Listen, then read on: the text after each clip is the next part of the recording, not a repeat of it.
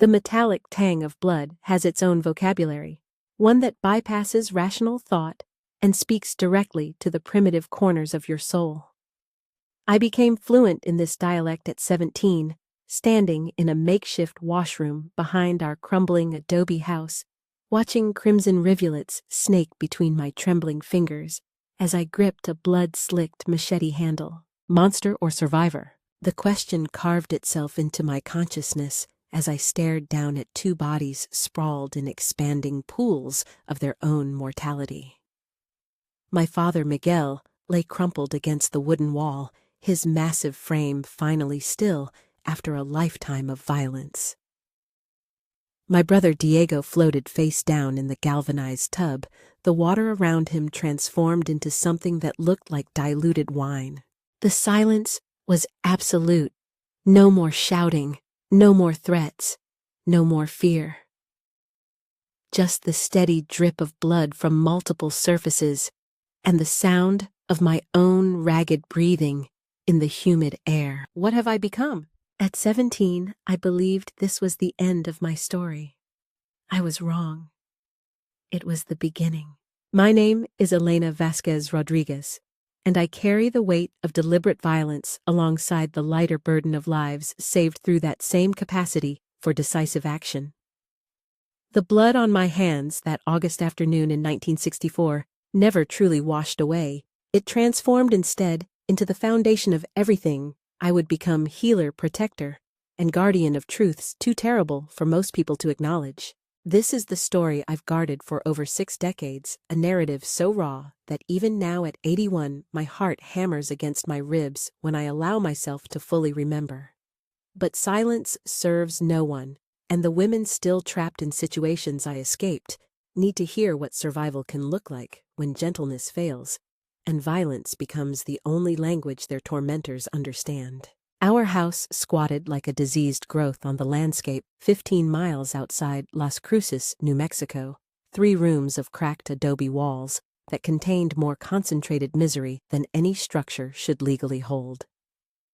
Built by my grandfather in the 1920s, it had devolved into a prison where 6 souls competed for space sustenance and the basic right to exist without terror. My father, Miguel Vasquez, stood 6'3" in his work boots, his massive frame casting shadows that seemed to devour light itself. His hands scarred monuments to decades of ranch labor could gentle a spooked horse or shatter a woman's jaw with equal efficiency. He viewed both skills as natural expressions of masculine authority. But Miguel wasn't a simple brute. That would have made him easier to predict, perhaps easier to escape. No, he was intelligent in his cruelty, methodical in his dominance. He could quote scripture to justify his violence, cite tradition to explain his authority, and speak with eloquent passion about the natural order that placed men above women in all matters of importance. A woman's rebellion against her husband is rebellion against God himself. He would proclaim during his frequent philosophical dissertations, usually delivered while my mother scrambled to serve him dinner, before his temper ignited. The Bible is clear on this matter. I am not being cruel. I am being righteous. This intellectual framework made his violence more terrifying, not less. A mindless beast might eventually exhaust itself or make a mistake. But Miguel had constructed an entire worldview that not only permitted but demanded his cruelty. In his mind, every blow he struck was sanctified, every act of dominance was divinely ordained. My mother Carmen had internalized this doctrine so completely that she seemed to physically diminish in his presence, her shoulders curving inward as if trying to make herself too small to notice. She rose each morning before dawn, kindling fires and grinding corn, while the rest of us slept, moving through her tasks with the mechanical precision of someone who had surrendered the luxury of choice decades ago. Milena mija, she would whisper while teaching me to shape tortillas with my child-sized hands, her voice barely audible above the crackling fire. A good woman doesn't complain, doesn't resist, and never says no to her husband. This is how we survive. But is this really survival, my 8-year-old mind wondered, though I knew better than to voice such dangerous thoughts. Or is this just a slower form of dying? My 3 older brothers, Diego, Roberto, and Tomas, absorbed their father's lessons with varying degrees of enthusiasm. Roberto and Tomas, twins, 2 years older than Diego, eventually found their father's extremism suffocating and left home as soon as they were old enough to survive independently. But Diego, the eldest at 24, had inherited not just Miguel's imposing physical presence, but his talent for intellectual justification of cruelty. Where Miguel quoted scripture, Diego quoted biology. Where Miguel invoked tradition, Diego cited nature. He had completed more schooling than the rest of us combined, a privilege afforded to him as the eldest son, and he wielded his education like a weapon, using scientific terminology to legitimize the same primitive dominance his father practiced. It's simply evolutionary psychology, he would explain to anyone who would listen, his voice carrying the condescending patience of a teacher addressing slow students. Males are naturally dominant because survival depends on hierarchy. Females are naturally submissive because cooperation ensures species continuation. Fighting biology is fighting reality itself. This pseudo-intellectual veneer made Diego more dangerous than our father in some ways. Miguel's violence was explosive and obvious, everyone could see it for what it was.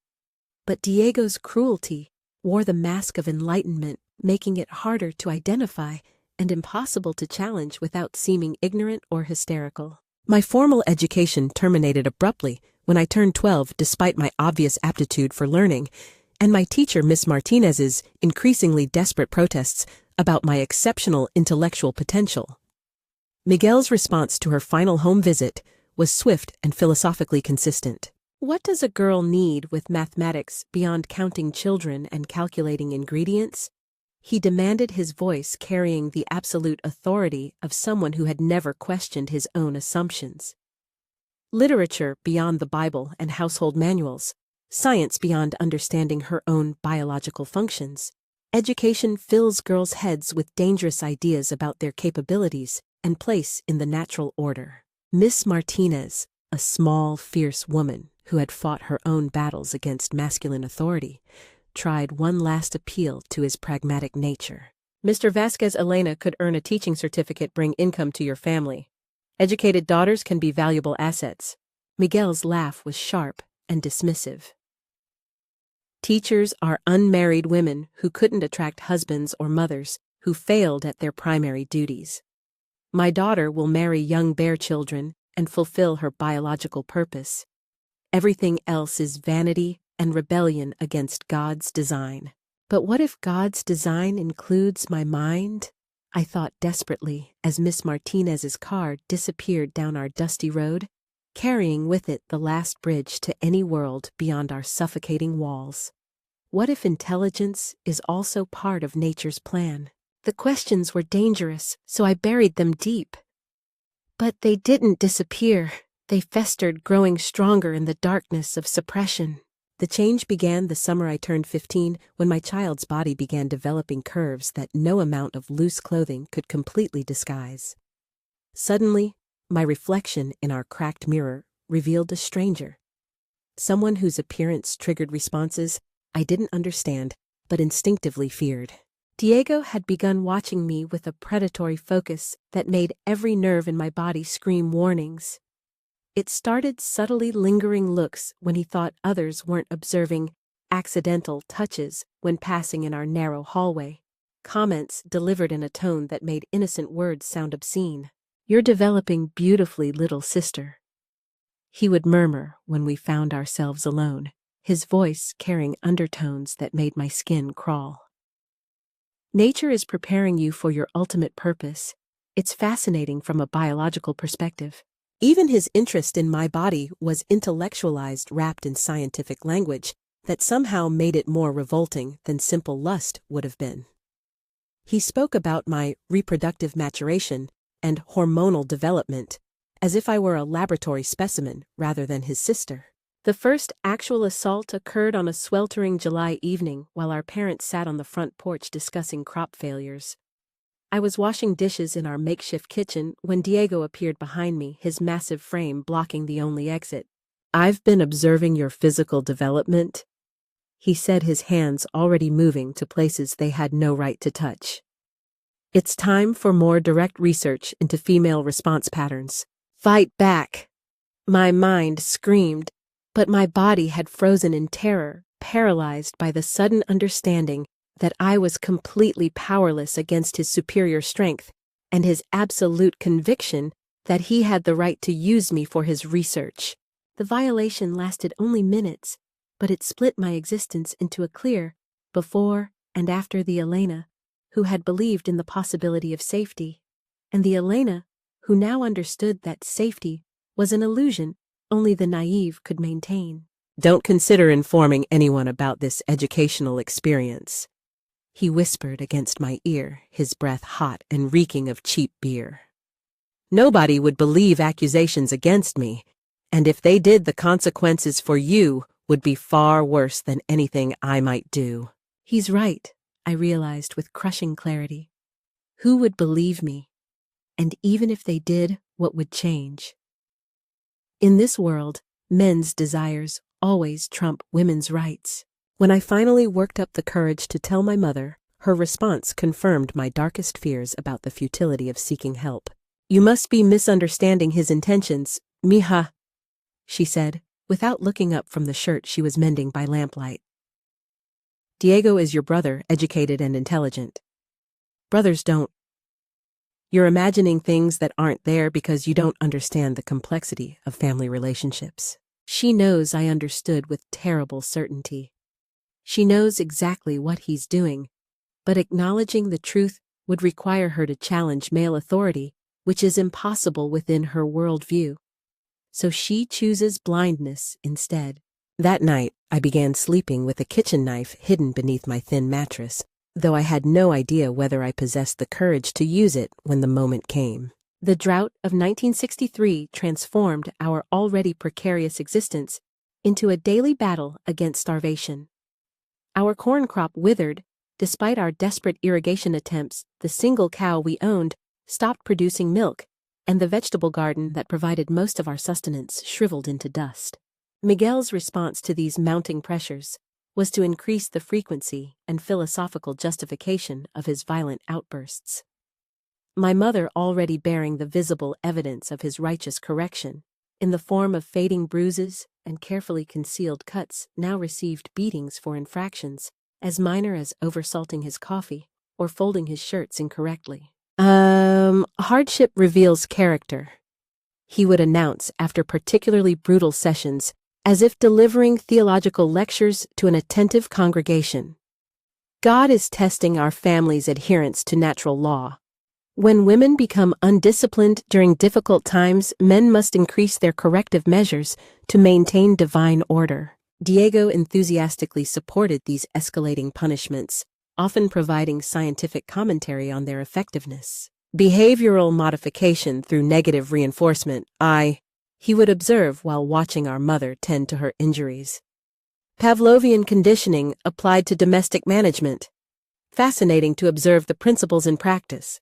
I would lie on my mattress listening to the sounds of flesh striking flesh, my mother's muffled cries, and the terrible silence that followed my hand gripping the knife handle so tightly that my knuckles ached with the pressure. How long can this continue? I wondered during those sleepless nights. How much can she endure before something inside her breaks permanently? But I was still 15, small for my age, facing two grown men who could overpower me without effort. Direct confrontation would be suicide. I needed to wait for the right moment, the perfect opportunity. Watch, learn, plan. There will be a chance, and when it comes, you have to be ready. The opportunity presented itself when my maternal grandmother, Abuela Rosa, fell gravely ill with pneumonia in her small house in Las Cruces. As her only daughter, my mother was expected to provide care, a responsibility that would take her away from home 3 days each week. Miguel's conditions for allowing this departure were characteristically controlling and threatening. "If the housework isn't done properly while she's gone," he warned on the morning of her first departure, his scarred hand gripping my chin with bruising force. "You'll receive double correction for your incompetence and her absence. I won't tolerate disorder in my house regardless of circumstances." He's giving me a gift without realizing it. I understood as I watched my mother disappear down the dusty road. He's removing the one witness who might complicate what's coming. Roberto and Tomas had fled home by this point, Roberto to work at a lumber mill in Colorado. Tomas, seeking opportunities in Denver, leaving only Miguel, Diego, and me in the increasingly suffocating house. Without my mother's protective presence, I felt exposed and vulnerable in ways that made every moment a test of endurance. Diego's behavior grew bolder with each passing day. He would corner me in the narrow hallway, pressing his body against mine while delivering lectures about natural female responses to male dominance. His research became more invasive, more frequent, more clinical in its violation of my autonomy. I'm documenting interesting patterns in your psychological adaptation to male authority. He would murmur during these encounters, his hands roaming freely while I stood frozen with terror. Your resistance is decreasing as your biology accepts its proper role. Soon we'll progress to more comprehensive experiments. He's going to rape me, I understood with absolute certainty. Not if when. He's already convinced himself it's scientific research rather than sexual assault. That delusion makes him infinitely more dangerous than simple lust would. That night, I began my methodical preparation for the only solution I could envision. Miguel kept a machete in the storage shed for clearing brush, a wicked blade honed to razor sharpness that he maintained with almost religious devotion. I had watched him work with it countless times, studying the weight and balance of the weapon that would determine whether I lived or died. "I can lift it," I confirmed during careful testing when both men were working in distant fields. "I can swing it with enough force to accomplish what needs doing.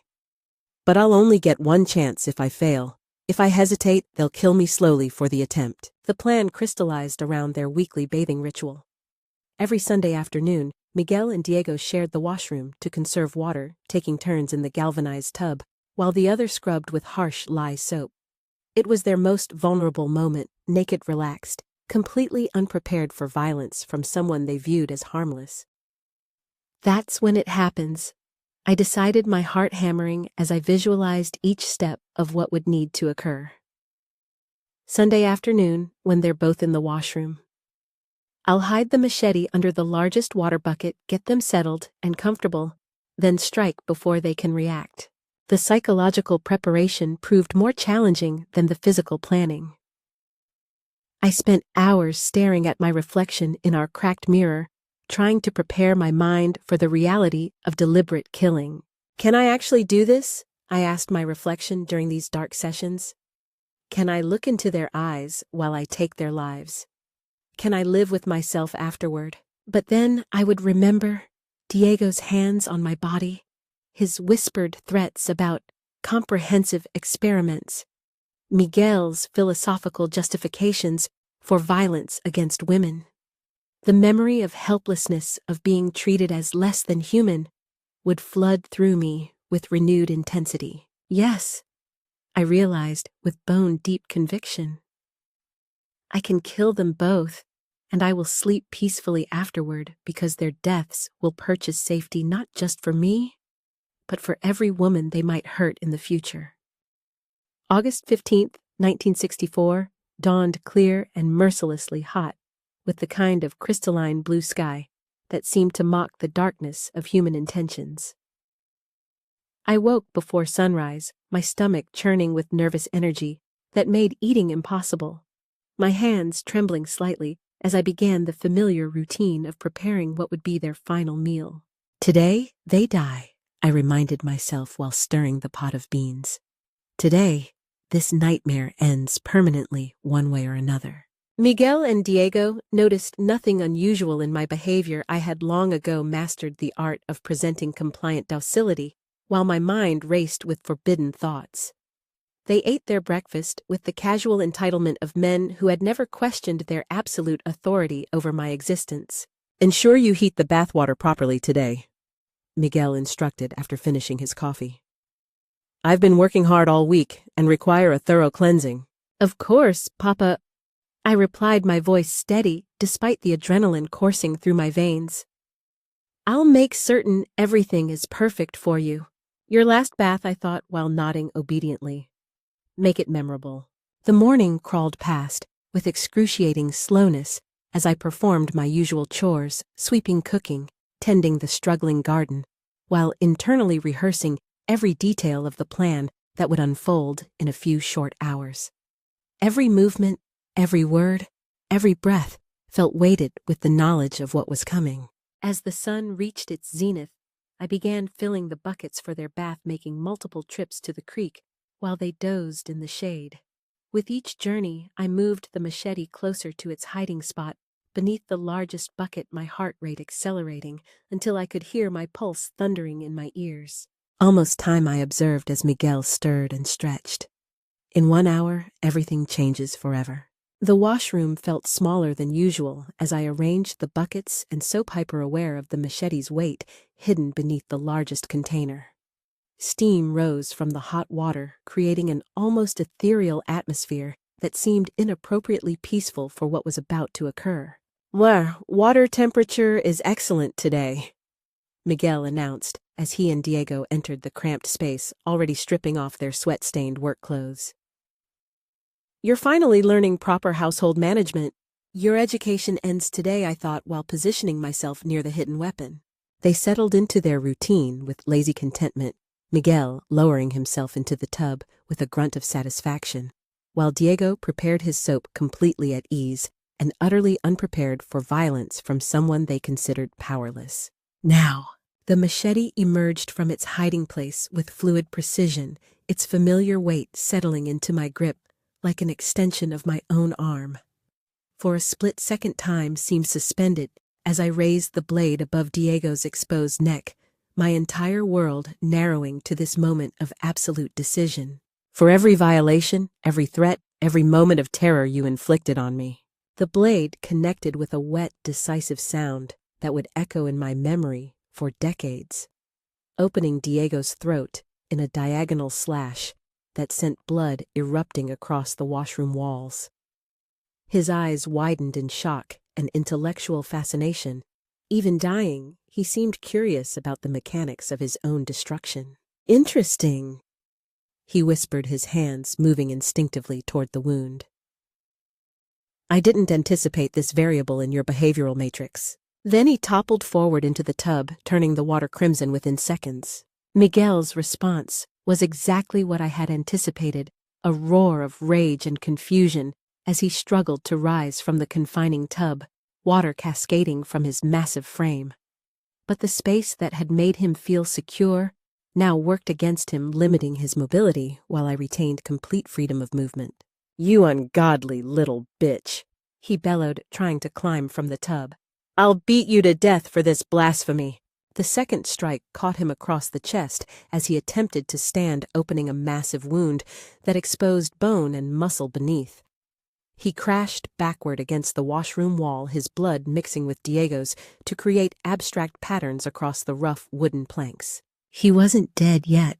The wound was severe, but not immediately fatal. Blood poured from the gash as he struggled to maintain consciousness. His eyes fixed on mine with a mixture of rage and dawning comprehension of his own mortality. This is divine punishment, he gasped, pressing his hands against the wound. God's judgment on a rebellious daughter who forgot her place. No, I replied with surprising calmness, raising the machete for the final blow. This is justice delivered by someone who refused to accept destruction passively. The last strike silenced him permanently, and suddenly the washroom contained only the sound of my own ragged breathing and the steady drip of blood from multiple surfaces. They were dead, both of them, and I was finally completely safe. It's over, I marveled, staring down at their lifeless bodies with a mixture of satisfaction and profound relief. The nightmare is finished, and I survived it. But even in that moment of triumph, I understood that survival was just the beginning. Now came the harder challenge of living with what I had done and transforming necessary violence into purposeful existence. The cleanup required methodical precision and physical endurance I didn't know I possessed. Blood had splattered across every surface of the washroom, creating evidence that would be impossible to explain if discovered. I had perhaps 6 hours before my mother returned from town, time enough to dispose of the bodies and eliminate all traces of what had occurred if I worked with systematic efficiency. Think like they taught you to think, I counseled myself while surveying the carnage. Step by step, problem by problem, solution by solution. I began by draining the blood-contaminated water from the tub, carrying bucket after bucket to dump in the creek where the current would disperse the evidence downstream. The bodies proved more challenging. Even with the farm-bred strength I had developed, moving 2 adult males required multiple trips and left me physically exhausted. The abandoned well behind our property provided the perfect disposal site. My grandfather had begun digging it decades earlier, but stopped when he struck bedrock at 15 feet. Deep enough to hide the bodies, remote enough that no one would think to investigate, and family property that outsiders would never access without permission. No one will look for them here, I reasoned, while dragging Diego's corpse toward the well opening. And even if they did, who would think to check an old, abandoned excavation? Lowering the bodies without proper equipment required improvisation and considerable physical effort. I used ropes and pulleys from our irrigation system, working through the afternoon heat until both corpses rested at the bottom of the shaft. Then came the systematic burial, rocks, dirt, debris, anything that would prevent accidental discovery and ensure their permanent concealment. The washroom required hours of scrubbing with lye soap and scalding water, removing every trace of blood from walls, floor, and ceiling. I burned their clothes and personal belongings in our outdoor fire pit, mixing the ashes with kitchen scraps to disguise their origin. By sunset, no evidence remained of the afternoon's events. The washroom looked exactly as it had that morning, and I had constructed a plausible explanation for 2 missing men that would satisfy any reasonable inquiry. They had a fight about money, I rehearsed while walking toward town in the gathering darkness. Papa accused Diego of stealing from his tobacco tin. They screamed at each other for hours, then both stormed off in different directions, saying they were going to seek their fortunes elsewhere and might never return. It was a believable story because men abandoned their families regularly during that era, chasing rumors of opportunity that rarely materialized into actual success. I found my mother at Abuela Rosa's bedside, her face drawn with exhaustion from days of caring for a dying woman. When she saw me arrive unexpectedly, confusion and concern immediately clouded her features. "Elena, mija, what are you doing here so late? Where are your father and Diego?" This is the moment that determines everything, I realized, settling into the chair beside her. If she believes me completely, I'm safe forever. If she suspects anything, "They left Mama," I said, allowing tears to well in my eyes, tears that came easily when I remembered years of fear and humiliation. There was a terrible fight this afternoon about money. Papa found his tobacco tin nearly empty and accused Diego of stealing from it to spend on beer and women in town. My mother's expression shifted to weary recognition. This scenario fit perfectly with the patterns of masculine behavior she had observed throughout her life, men choosing pride and anger over family responsibility. They fought violently, screamed at each other for hours. I continued, letting my voice crack with carefully manufactured distress. Papa called Diego a worthless thief who would never amount to anything. Diego called Papa a failure who couldn't provide properly for his family. The things they said to each other. I've never heard such hatred between family members. The beauty of the lie was its complete believability. Every word reflected authentic tensions that had been building between them for years, conflicts I had observed and could describe with convincing accuracy. Finally, Papa announced he was going to California to find work in the goldfields, where he could make enough money to buy better land and start fresh. Diego said he was heading to Texas where his friend Carlos promised him a construction job that paid real wages. Perfect, I thought, as I watched her absorb this information with resigned acceptance. She's not even surprised by their abandonment. They didn't say when they'd return. Papa said he wouldn't come back until he had enough money to buy a proper farm somewhere with better soil and reliable water. Diego said. I paused, as if reluctant to repeat painful words. Diego said he never wanted to see any of us again, that we were holding him back from achieving his intellectual potential. My mother nodded slowly, her understanding complete. Men disappeared regularly in pursuit of dreams they never achieved, leaving women to manage the consequences of their absence. 3 days later, Abuela Rosa died peacefully in her sleep, and we laid her to rest in the small cemetery behind Las Cruces' Catholic church. After the funeral, my mother and I stood beside the fresh grave, 2 women suddenly alone in an unforgiving world. What do we do now? She asked, her voice hollow with grief and uncertainty. We stay here, I replied, gesturing toward the small adobe house my grandmother had left us. We make a new life for ourselves away from all those painful memories, away from the bodies buried in our old well, I added silently. Away from the ghosts that will never find us in this new place. Our new life in Las Cruces brought unexpected freedoms alongside its challenges. For the first time in our existence, we controlled our own earnings, instead of surrendering them to violent men who contributed nothing but demands and brutality. My mother took in sewing work while I cleaned houses for wealthier families, and gradually we created a small sanctuary of female independence. But freedom from external threats couldn't eliminate the internal consequences of what I had done.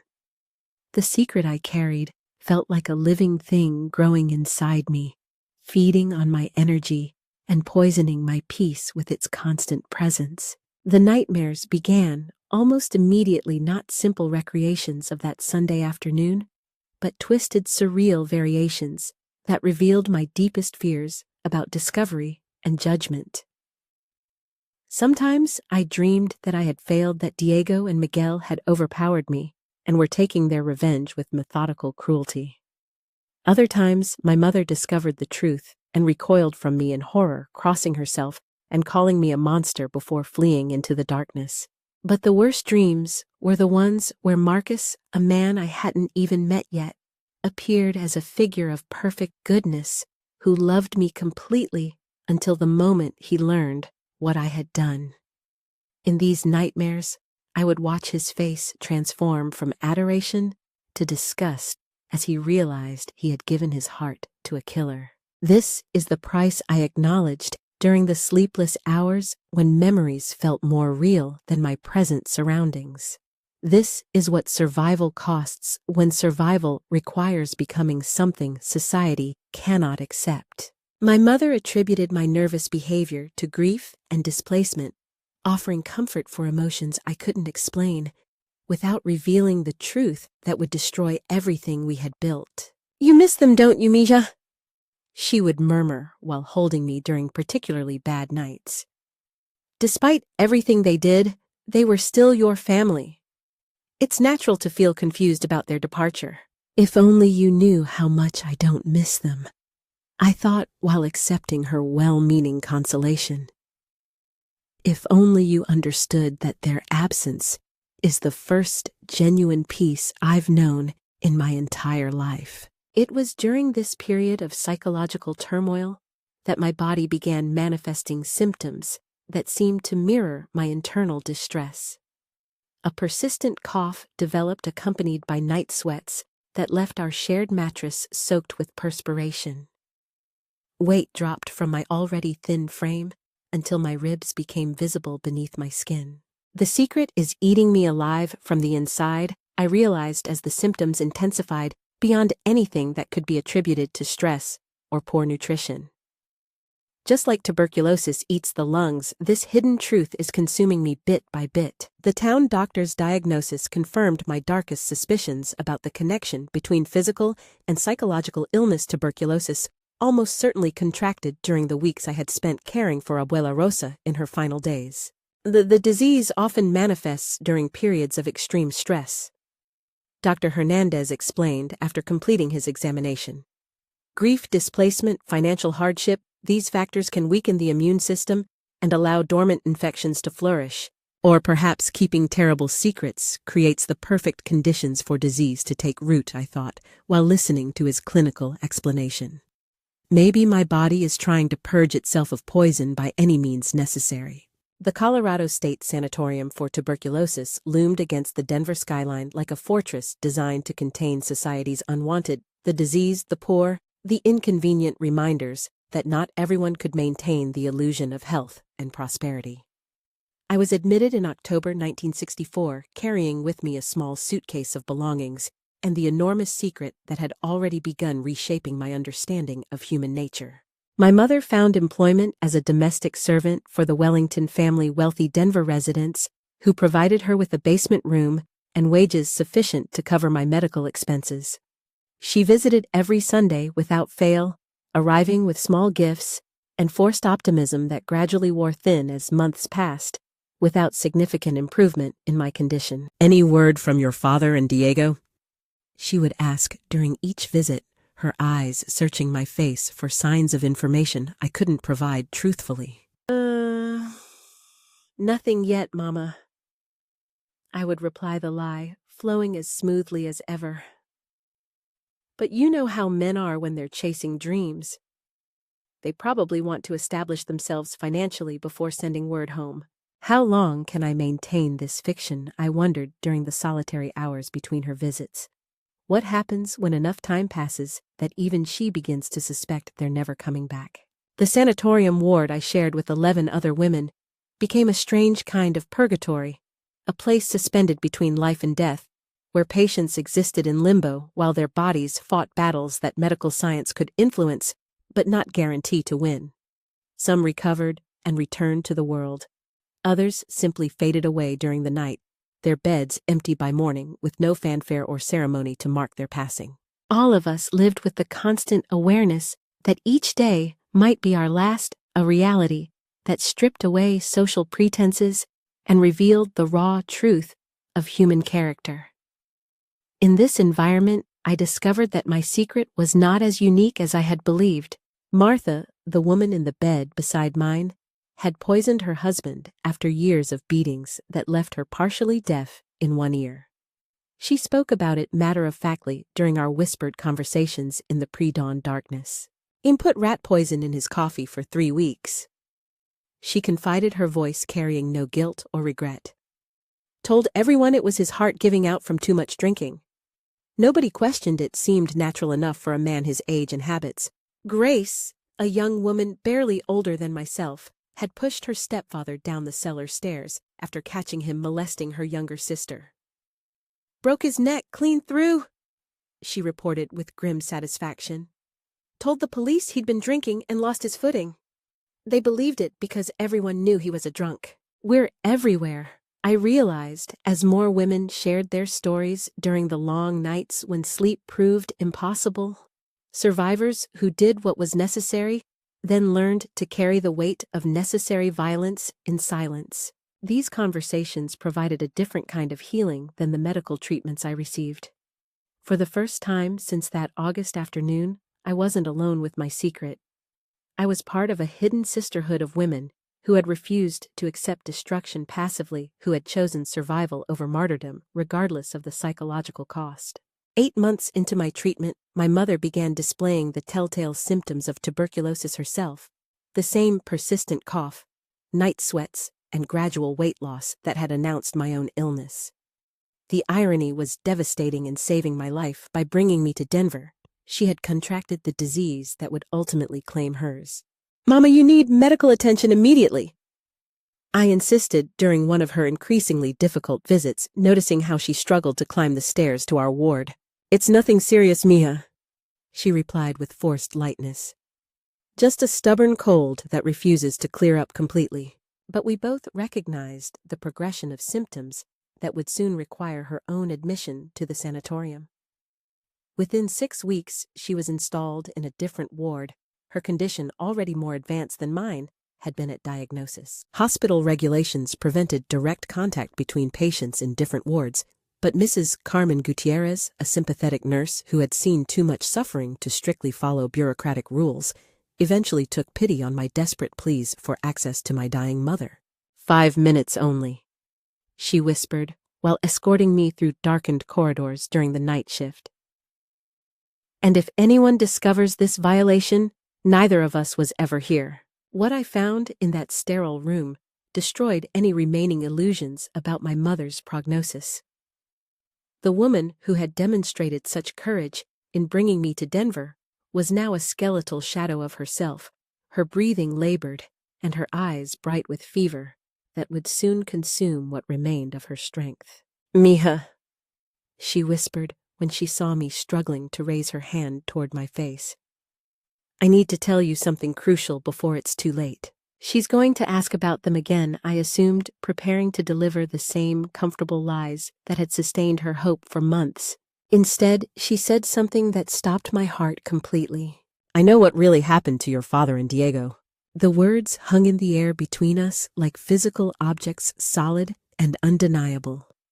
My carefully constructed facade crumbled as I stared into eyes that held knowledge I had never intended to share with anyone. "How?" The question screamed through my mind, even as I struggled to maintain external composure. How could she possibly know what I've hidden so carefully? "I found evidence," she continued, her voice barely audible, but carrying the weight of absolute certainty. "Before we left for Denver, I went back to the house one final time to collect anything valuable we might have overlooked." My throat constricted as she described systematically searching our old home, looking for items that might be sold to extend our limited resources for my medical treatment. "I found letters hidden under the floorboards in your father's room." She explained, each word delivered with the precision of someone who had rehearsed this revelation many times in her mind. "Love letters to a woman named Rosa Mendez in Albuquerque, dated weeks before you said they disappeared. Letters where he wrote about abandoning us permanently to start a new life with her. The letters prove he was planning to leave us anyway," I realized with growing horror at the implications of her discovery. "But that doesn't explain how she knows they never actually left." "I also found this," she whispered, producing a small piece of fabric stained with something dark and unmistakable. A piece of Diego's shirt hidden behind the water buckets in the washroom. Still damp with blood when I discovered it 3 days after you said they had gone. The evidence was undeniable, and my mother's eyes held no horror or condemnation, only a terrible understanding of what desperation could drive someone to do. "You killed them both." She stated simply, the words carrying no judgment. "And you were absolutely right to do it." The conversation that followed was unlike anything I had ever experienced. Not the formal ritual of religious confession, but the raw, honest communication between two women who had survived the same hell through different strategies. "I should have protected you from them years ago." My mother continued, tears streaming down her gaunt cheeks. "I knew what Diego was becoming. I saw the way he looked at you, heard the things he said when he thought no one was listening. But I was too afraid to act, too trained to accept whatever men decided to do." "You knew," I realized with a mixture of relief and sorrow. Part of you always knew, but acknowledging it would have required challenging the entire worldview that gave your life structure and meaning. When you came to me about his behavior, I should have believed you immediately." She admitted, her voice growing weaker with each word. "Should have found a way to stop him before you were forced to stop him yourself. Instead, I chose blindness because seeing the truth clearly would have demanded actions I wasn't brave enough to take." "Mama, you did what you could within the constraints of your world," I said, finally able to speak honestly about experiences I had carried in isolation for so long. "The fault belongs to them, not to you or me." "No," she replied with surprising firmness. "The fault belongs to a system that teaches women to accept destruction rather than fight back. You refused to accept that teaching, and your refusal saved both our lives. Both our lives, I questioned silently. Diego would have killed you eventually, she explained, reading the confusion in my expression. His experiments were escalating towards something that would have destroyed you physically as well as emotionally. And your father would have beaten me to death during one of his rages. I could feel his violence growing beyond all control as his failures mounted. I'm not sorry for what I did. I confessed, the words coming easier now that I could speak them to someone who understood completely. You shouldn't be sorry, she replied with conviction that surprised us both. You should be proud. My brave daughter, who found courage I never possessed, who chose life over submission to evil. Proud. The word settled into my consciousness like a seed finding fertile soil. For the first time since that August afternoon, I felt something other than shame or fear about my actions. Live the life I never could. She continued, using her remaining strength to deliver what would be her final gift to me. Love without fear. Use your strength to help others find theirs. Your secret dies with me, but your future belongs to you alone. She died 3 days later during the pre-dawn hours while I lay in my own bed several floors away. Mrs. Gutierrez brought me the news along with a sealed envelope my mother had insisted be delivered. Inside was a brief note written in her deteriorating handwriting. You are not a monster. You are a warrior who refused to surrender. Build something beautiful from the ashes of what you survived. Te amo para siempre, mamá. Free, I thought, as I held the note against my chest, feeling an enormous weight lifting from my shoulders. Finally, completely free to become whoever I choose to be. I was discharged from the sanatorium in April 1966, 18 years old, and utterly alone in a world that suddenly seemed full of possibilities rather than threats. My tuberculosis was in remission, though regular checkups would be necessary for years to ensure it didn't return. More importantly, I was liberated from the crushing weight of secrecy that had nearly destroyed me during my months of treatment. Mrs. Gutierrez helped me secure employment as a cleaning woman at Denver General Hospital, work that provided steady income while exposing me daily to the medical profession that would eventually define my life's purpose. You're different from most girls your age, she observed after my first week of employment. There's something in your eyes, like you've seen things that aged your soul beyond your years. More than you could possibly imagine, I thought, while scrubbing floors with the methodical precision I applied to all tasks. But those experiences are going to make me stronger and wiser, not bitter or broken. I rented a small room in a boarding house populated primarily by other working women, seamstresses, shop clerks, waitresses, all of us creating independent lives in defiance of societal expectations about female dependence on male protection. We formed a chosen family bound by mutual support and shared determination to succeed without masculine approval or assistance. It was during my second year in Denver that I encountered Dr. Marcus Thompson, a young resident whose combination of professional competence and personal kindness gradually taught me that not all men were predators waiting for opportunities to inflict harm. Our first meeting was hardly romantic. I was mopping the emergency room floor when he slipped on the wet tiles and nearly fell into a medical cart loaded with expensive equipment.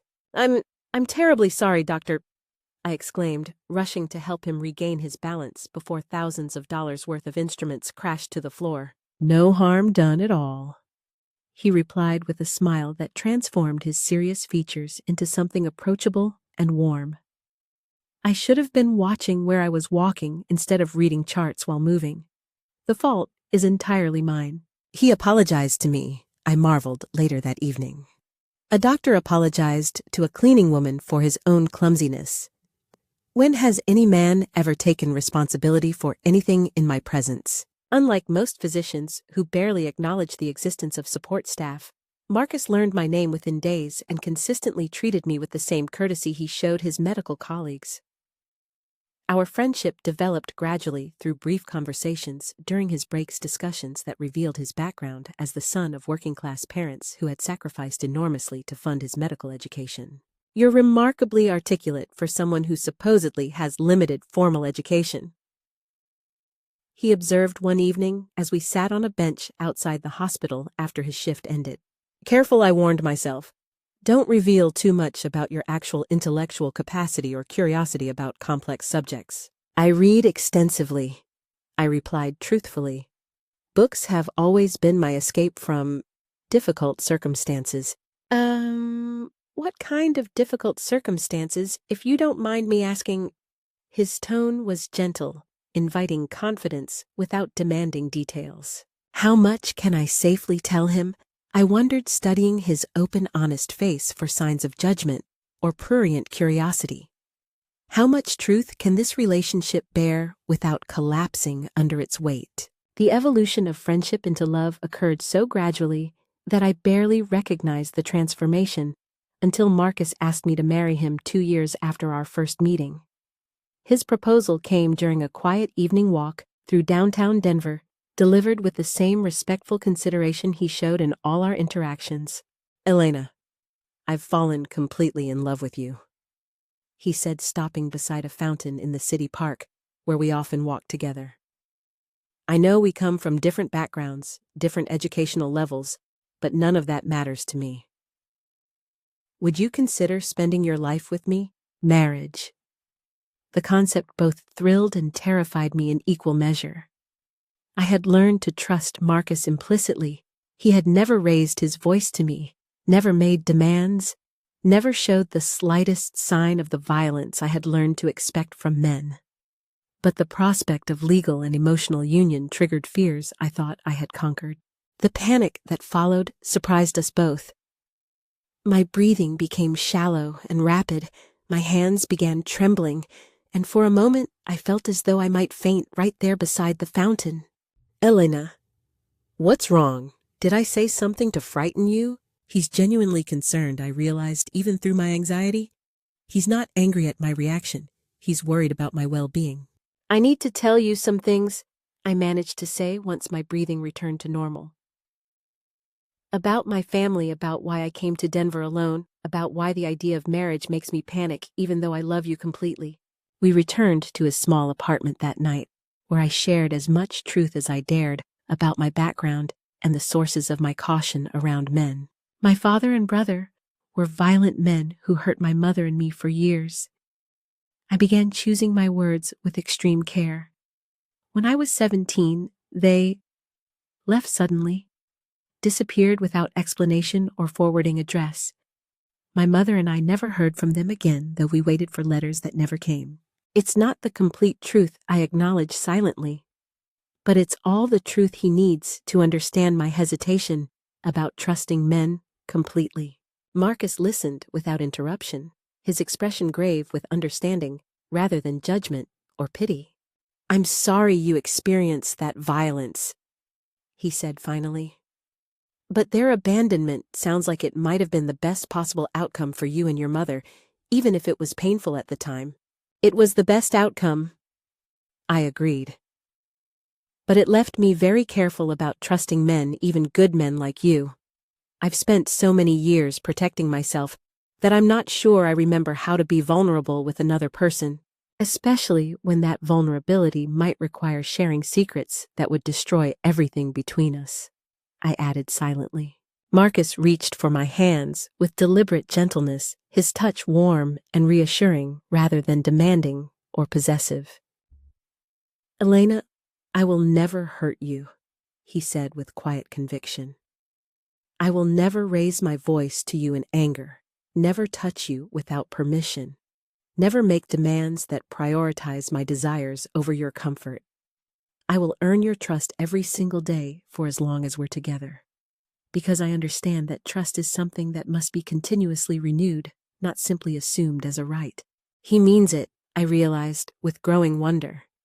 He actually means every word, and he has the patience to prove it through actions rather than just promises. We married 6 months later, in a simple courthouse ceremony, with Mrs. Gutierrez and 2 of Marcus's fellow residents as witnesses.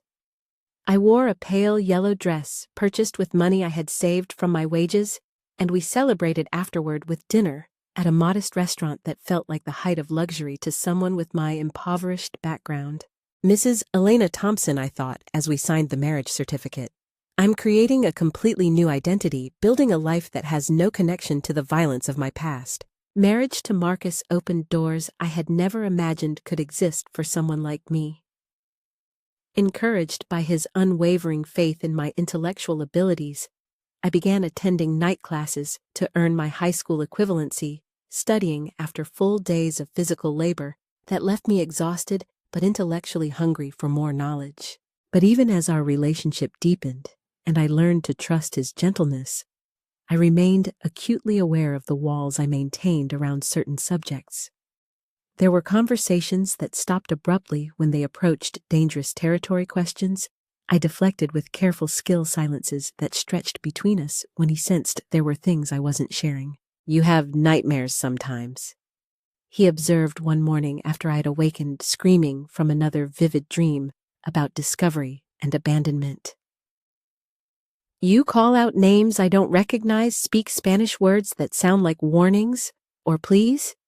Is there more about your past that you'd like to share with me?" So much more, I thought, while studying his concerned face. Things that would change how you see me forever, that might make you question whether you really know the woman you married. "Sometimes the mind holds on to painful memories longer than we'd like," I replied carefully.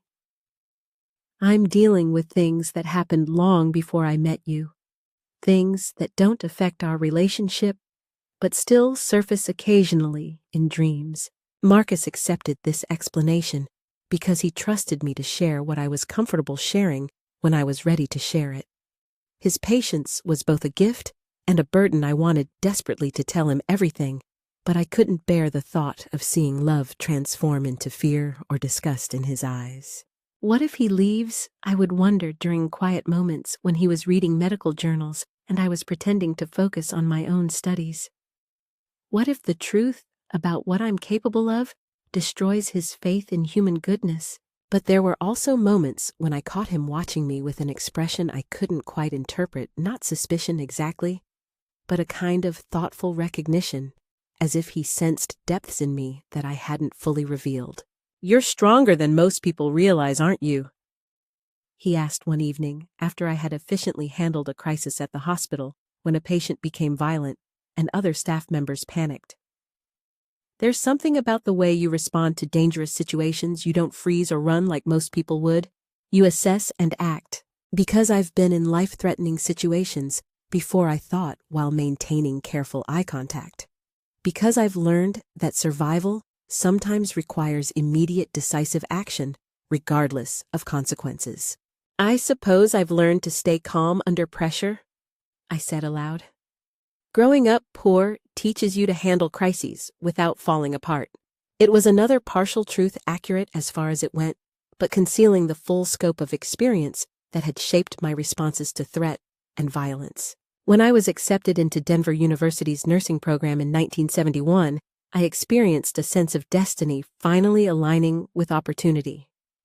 The coursework was demanding, but I threw myself into it with the focused intensity I had once applied to planning survival strategies. Anatomy, physiology, pharmacology, patient care, every subject felt like a piece of a larger puzzle I was finally qualified to solve. But it was during my psychiatric nursing rotation that I discovered something unexpected about my own capabilities. Working with patients who had experienced severe trauma, I recognized behaviors and expressions that mirrored my own carefully concealed internal landscape. These were people carrying invisible wounds, struggling with memories too painful to share, fighting battles that others couldn't see or understand. And somehow, inexplicably, they responded to me in ways they didn't respond to other staff members. Patients who remained silent with experienced therapists would open up during my shifts. Women who flinched from any human contact would allow me to check their vital signs or administer medications. "You have exceptional empathy with trauma patients," observed Dr. Patricia Williams, the head of psychiatric nursing. "There's something about your manner that convinces them you truly understand their experiences. Have you considered specializing in this area I do understand, I thought while watching a young woman who had been brutally assaulted struggle to articulate her rage and terror. I understand exactly how it feels to be powerless and exactly what it takes to reclaim your strength.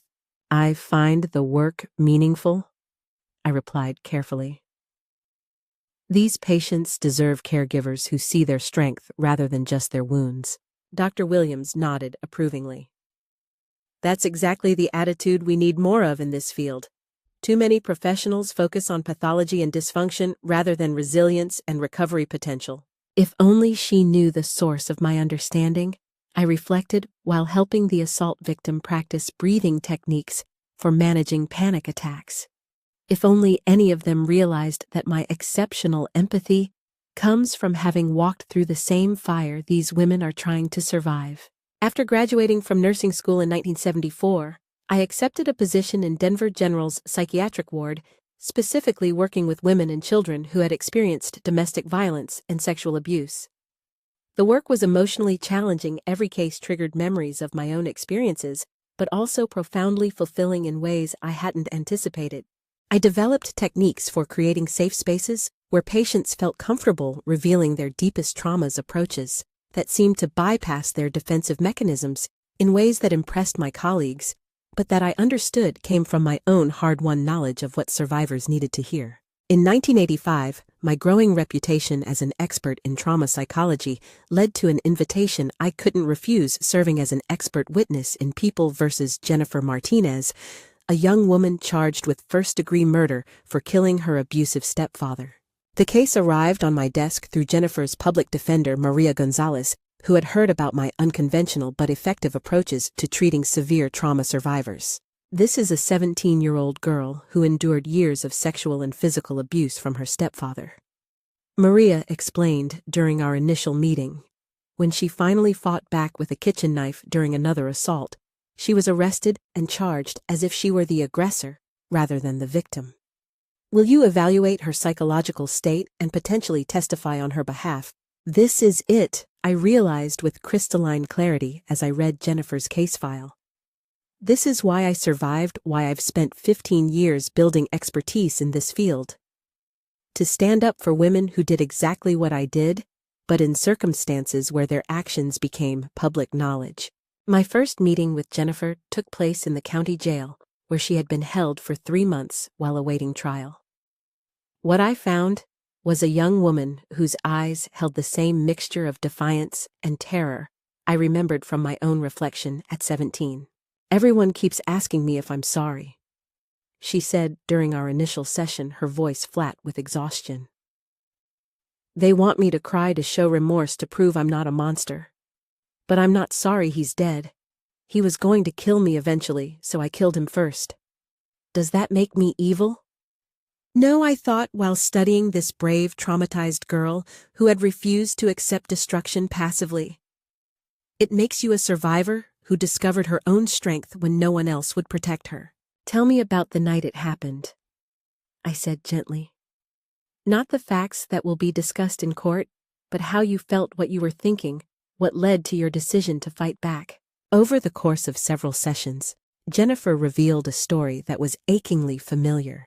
Years of escalating abuse, a mother too terrified to intervene effectively, and a legal system that had repeatedly failed to protect her despite multiple reports and requests for help. I kept thinking about my little sister, she explained during one particularly intense conversation. She's only 12, and I could see him starting to look at her the way he used to look at me. I realized that if I didn't stop him, she would be next. I couldn't let that happen. She killed him to protect someone else. I understood with growing admiration for this young woman's courage. Just as I killed them to protect my mother and myself.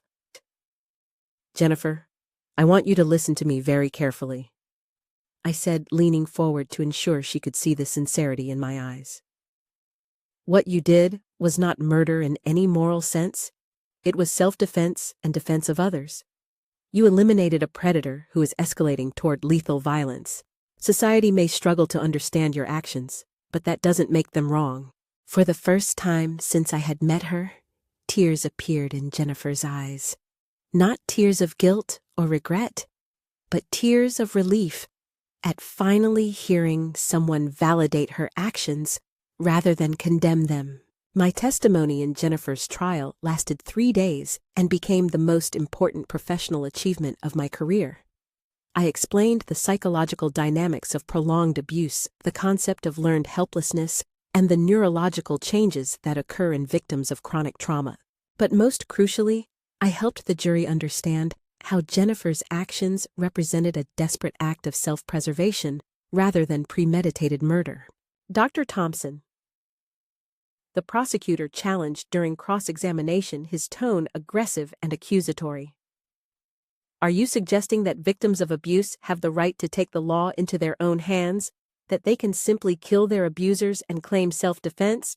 Careful, I warned myself as I felt emotional intensity rising in response to his confrontational approach. Stay professional. Don't let personal experience bleed through your testimony.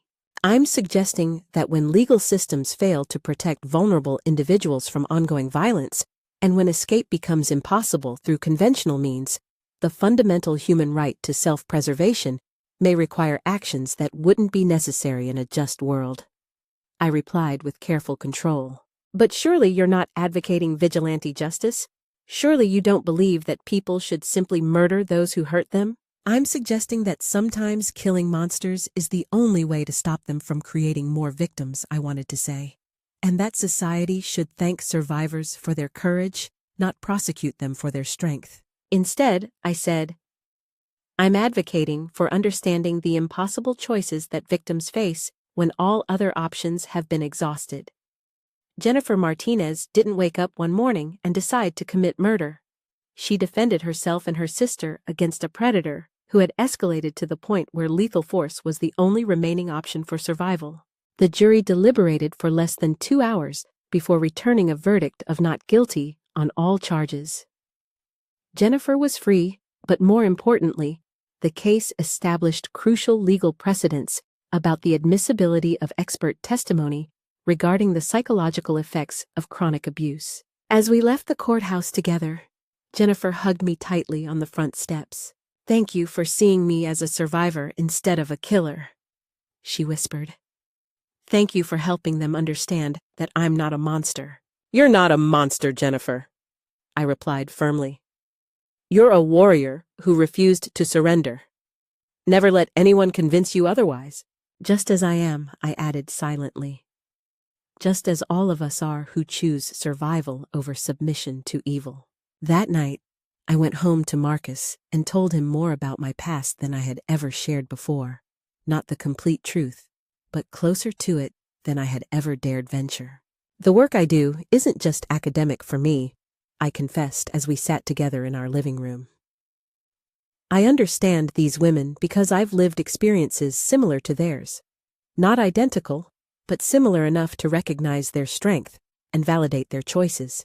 Marcus held me close, asking no questions, but offering the steady comfort of his presence. Whatever you've survived made you into the woman I love, he said simply. And that woman is helping other people survive their own darkness. That's all I need to know. The decades following Jennifer's trial brought a steady stream of similar cases, each one reinforcing my understanding that my own survival had been part of a larger pattern. I testified in dozens of trials, helped establish new protocols for treating trauma survivors, and wrote extensively about the psychology of recovery and empowerment. My book, Healing Through Strength, A New Paradigm for Trauma Recovery, was published in 1983 to widespread acclaim, though I could never fully explain to readers the personal experiences that had informed every chapter. The work explored revolutionary concepts about how survivors could transform their traumatic experiences into sources of personal power rather than permanent disability. I'm writing about survival without revealing my own survival story. I realized during late nights spent crafting passages about post-traumatic growth and moral injury. Teaching others to find strength I discovered through methods I can never fully disclose. Marcus and I never had children of our own. My bout with tuberculosis had damaged my reproductive system in ways that made pregnancy impossible. But our childlessness allowed us to dedicate ourselves fully to our respective callings, his work as a family physician in Denver's poorest neighborhoods, and mine as an advocate for those society preferred to ignore. "You've saved hundreds of lives over the years," Marcus observed one evening in 1995, as we celebrated our 27th wedding anniversary in the same restaurant where we had eaten after our courthouse wedding. "Changed laws, influenced policies, given hope to people who had none. I'm proud to have been part of your journey." If only you knew the complete truth about that journey, I thought, while looking into his kind, aging face. If only you understood that every life I've saved grew from the foundation of the lives I took. "I couldn't have done any of it without your support," I replied honestly. "Your faith in me gave me permission to become someone I never imagined I could be." 2 months later, Marcus died of a massive heart attack in his sleep, his hand still warm in mine when I woke to find him gone. His final words from the previous evening had been a whispered, "Thank you for showing me what real love looks like." After Marcus's funeral, I found myself increasingly drawn to return to New Mexico, not to our old homestead with its buried secrets, but to Las Cruces, where my mother and I had begun building new lives from the ashes of our escape. I purchased a small adobe house not far from where my grandmother had lived, close enough to the cemetery where my mother was buried to visit her grave regularly. These visits became a form of communion conversations with the woman who had given me permission to survive by any means necessary. "I've helped hundreds of women find their strength, Mama," I would tell her weathered headstone during my weekly visits. "I've written books, changed laws, saved lives that might otherwise have been lost to violence and despair. Everything I've accomplished grew from the foundation you helped me lay when you chose to understand rather than condemn. Your death wasn't meaningless," I would add silently. "It was the price of my complete freedom, and I've used that freedom to purchase freedom for others." Even in retirement, women continued seeking me out, drawn by reputation and word-of-mouth recommendations from previous clients who had found healing through my unconventional approaches. My small house became an unofficial sanctuary where survivors could speak truths too terrible for conventional therapy. The cancer diagnosis came during a routine checkup in 2010, stage 3 lung disease, likely related to my childhood tuberculosis and the scarring it had left in my respiratory system. At 83, I wasn't surprised by my body's rebellion, but I was determined to face death with the same courage I had brought to survival. After everything I've endured, after all the violence I've escaped, and violence I've committed, cancer will be what finally claims me, I reflected with bitter irony.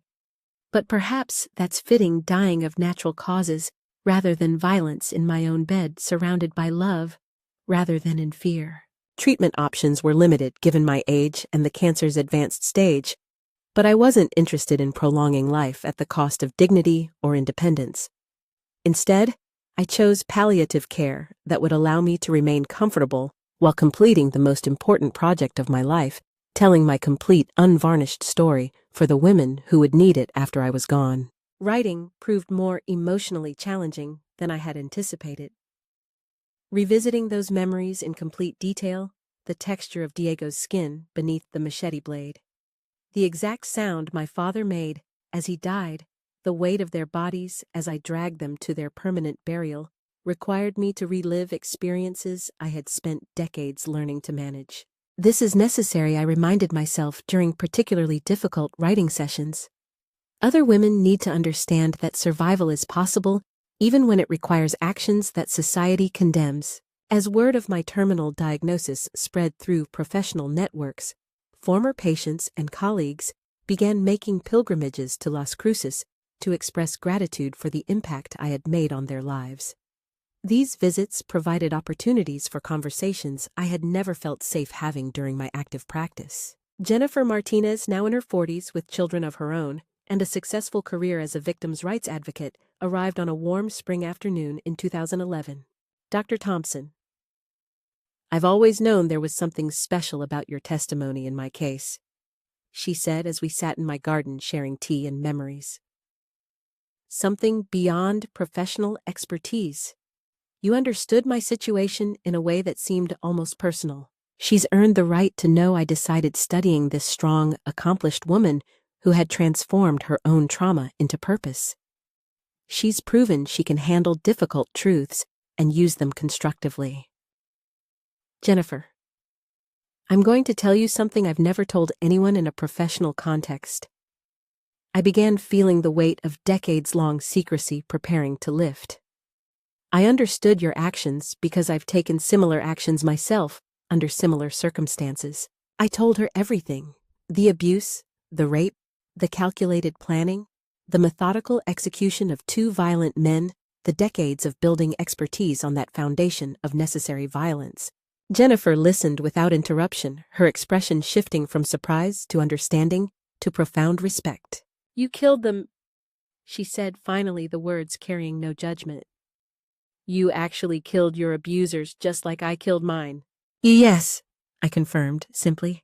And I've never regretted it for a single day. That's why you could testify so powerfully about justified violence, she realized. You weren't explaining academic concepts, you were sharing lived experience. Exactly, I thought with relief at being fully understood for the first time in decades. Finally, someone who comprehends the complete truth. I died peacefully at home on October 15, 2012, surrounded by friends and former patients who had become my chosen family. My memoir was published posthumously, creating considerable controversy in professional circles, while providing validation and inspiration to thousands of survivors worldwide. The book's final chapter, written during my last weeks of life, contained the distilled wisdom of 8 decades spent understanding the relationship between trauma and transformation. To the woman reading this who finds herself trapped in an impossible situation, you are stronger than you know, more capable than you imagine, and more deserving of safety than anyone has taught you to believe. If conventional solutions have failed, if authorities won't protect you, if escape seems impossible through legal means, remember that survival is not just your right, it's your responsibility to yourself and to all the people your continued existence will allow you to help. The blood on my hands never fully washed away, but it transformed into something beautiful, the foundation of a life spent protecting others from the violence I escaped. Your hands may be forced to similar actions, and if they are, know that you will carry that weight with dignity rather than shame. Trust your instincts, trust your strength, and if the moment comes when you must choose between his life and your safety, choose yourself without guilt or hesitation. You are not a victim waiting for rescue. You are a warrior who simply hasn't recognized her own power yet. Use that power wisely, use it effectively, and never ever apologize for refusing to die quietly. My name was Elena Vasquez Rodriguez. I survived by becoming temporarily more dangerous than the people trying to destroy me. I built a life dedicated to helping others recognize their own capacity for survival and transformation. This is my story. It is a story of necessary violence, purposeful healing, and the terrible beauty that can grow from the darkest soil when we refuse to let trauma define our limitations. Choose strength, choose life, choose yourself. The rest of us are counting on your survival. Elena Vasquez Rodriguez died at age 85, leaving behind a legacy that transformed how society understands the relationship between trauma and strength. Her memoir sparked important conversations about survival justice and the complex moral questions that arise when legal systems fail to protect vulnerable individuals from predatory violence. Her work continues through the Elena Rodriguez Foundation for Survivor Empowerment, which provides resources and support for individuals seeking to transform traumatic experiences into sources of personal and professional strength. In accordance with her final wishes, her body was cremated and her ashes scattered in the mountains of New Mexico, returning her to the landscape where she first discovered the warrior within herself. A simple memorial stone in the Las Cruces cemetery near her mother's grave bears the inscription she requested: "She chose life and taught others to make the same choice." The stain of blood on her hands had never faded, but it had transformed into something luminous, a beacon of hope for every woman who refused to accept destruction as her destiny.